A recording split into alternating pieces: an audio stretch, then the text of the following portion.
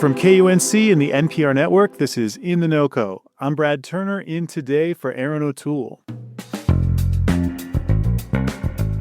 Don't let last weekend's snowstorm fool you.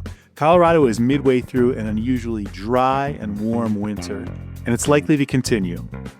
The National Weather Service publishes a drought outlook forecast on its website and says the entire state is likely to be in a drought 3 months from now if these conditions persist. One major downside of a warm, dry winter is that it can damage or even kill the trees and shrubs outside your home. So we reached out to an expert who helps homeowners prevent that from happening. John Murgel is a horticulturist with the Colorado State University Extension. He told us before this interview that, spoiler alert, you can boil his advice down to one tip: water your trees and shrubs. So we asked John for tips on how to approach that. This winter has been peculiar because it has been so warm into the winter. Trees are attempting to come out of dormancy now. And in fact, in warmer parts of cities, downtown Denver, even other suburbs, you'll have trees that are flowering or trees that are breaking bud. And that is not normal for January. And when we do have a cold snap like we have, that can be damaging or even lethal to the trees. A big problem with a warm winter like this one has to do with a term called the chilling zone. John, what's the chilling zone and how does it affect the health of trees during a warm, dry winter? Sure, so that refers to a range of temperatures that are cold but above freezing.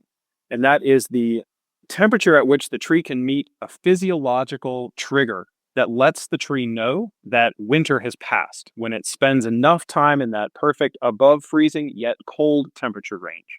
So if it's cold for long enough and then it gets warm again, the tree says it must be springtime and I can flower up again, right? Exactly. So when consistent warm temperatures arrive with spring, the tree knows that it's safe, usually, to leaf out.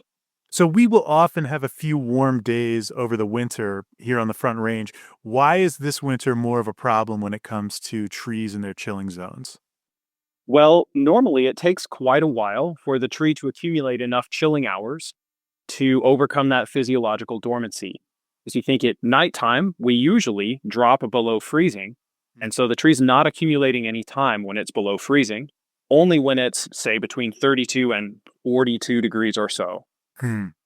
This winter, we've had long stretches where we didn't get below freezing even at night. So instead of a tree only accumulating chilling time, say in the early morning or early evening hours, trees have been accumulating chilling time 24 hours a day. And so many of them have met their chilling requirement already. So now when we have a warm day, the tree is off to the races and ready to go as though it were spring, even though it's still too early. Wow. Let's say I have a mix of leafy trees and evergreen trees in my yard. Which types of trees need my help this time of year?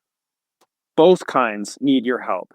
Evergreens are particularly important to water during every winter when it's dry, because those evergreens, having their leaves, can use the water and can photosynthesize if conditions are correct. So you want to make sure that they don't dry out. You'll often see symptoms of browning needle tips on pines, especially along the Front Range. So you want to make sure they have plenty of water. With deciduous trees, you need to make sure the rooting zones don't ever dry out. So that's why it's important to keep both of them watered through the winter. Okay, so the big question, how much do I need to water my trees in a dry winter if I live on the Front Range? That, Brad, is the million-dollar question. And the answer, like so many good horticulture questions, is it depends. It depends a lot on the site of the tree, the type of soil you have, the species of the tree. But a rule of thumb that I like to go by is that if you plan to provide your trees and shrubs an inch of water per month through the year, you'll be good. Now, that's an inch, including what falls from the sky. So, hey, we got 1/10 of an inch of precipitation over the weekend. We only need 0.9 more inches for the month of January. Now, John, you have a formula to help make sure trees get enough water. You recommend putting about 2/3 of a gallon for every square foot of turf that's under the tree's canopy. Why is that amount of water helpful? Well, that's the amount of water that will add up to about an inch. So if you put 2/3 of a gallon of water over a square foot, it'll be about an inch deep. So, your water bill is not measured in inches. Your water bill is measured in gallons. You can buy timers that will measure the number of gallons for your hose. So if you're thinking, okay, I want to put an inch of water down. Measure the area that you want to water, and it should be at least the drip zone of the tree for a mature tree, maybe even a larger space.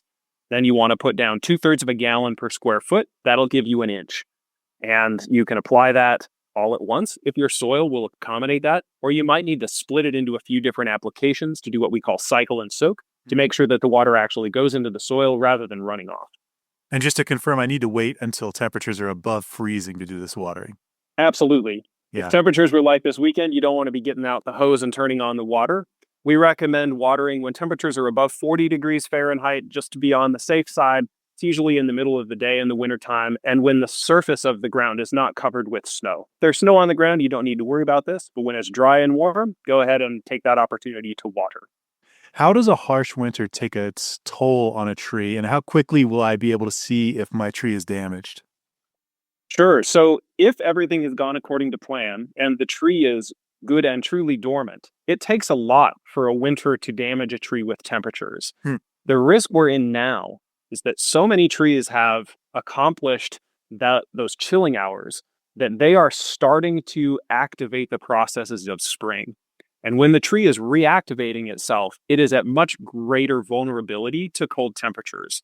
So when you have these warm days, the tree is activating its buds to start growing and expanding leaves. It's activating the vascular tissue that is just under the bark to move water from the soil into those leaves. If then it gets to 10 degrees Fahrenheit outside, like it did this weekend, you can freeze those buds and that vascular tissue. And that is, especially for the vascular tissue, could be a life-ending event for the tree. I think that plumbing only gets to grow one time a year, and if you destroy all the pipes, it's going to be the end for the tree. You'll start to see damage as early as this spring. For damage that is not lethal, you could be seeing damage even a few years from now from this stress event of having vascular tissue killed. Wow. That plumbing metaphor is really helpful. John, winters are getting warmer and often drier on average. If someone were buying a new house now along the Front Range and got to choose which trees they planted, what would you recommend if they want trees that survive these drier, warmer winters? That is a second $1 million question. The answer to this one is I don't know, rather than it depends, because we just don't know exactly what the climate is going to throw at us. The general guidelines that I'll say is pick the most drought-tolerant species you can for your site, and then choose trees that maybe are a little bit uncommon in your neighborhood. And the reason for that is to try to put our trees in more than one basket in order to mix some metaphors for you. If you have a climate event that kills all the honey locusts, for example, if the only tree your neighborhood has is honey locusts, your neighborhood's not going to have any trees. So focusing on tree diversity and drought tolerance, I think, are two great strategies if you're shopping for trees. John Murgel with the CSU Extension, talking about how to help your trees and shrubs through this extraordinarily dry and warm winter. John recommends checking out the CSU Extension's Guide to Trees Worth Planting. We'll have a link to that in our show notes and at KUNC.org. That's it today for In The NoCo. I'm Brad Turner. Thanks for listening.